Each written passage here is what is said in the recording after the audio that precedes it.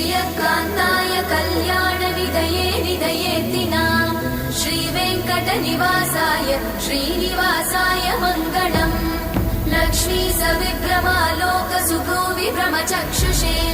चक्षुषे सर्वलोकानां वेङ्कटेशाय मङ्गलम्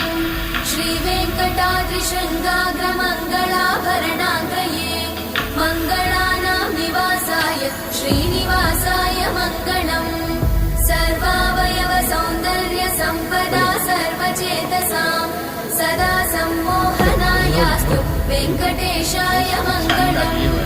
नित्याय निरवध्याय सत्यानन्दचिदात्मने सर्वान्तरात्मने श्रीमद् वेङ्कटेशाय मङ्गलम् स्वतः सर्वविदे सर्वशक्तये सर्वशेषिणे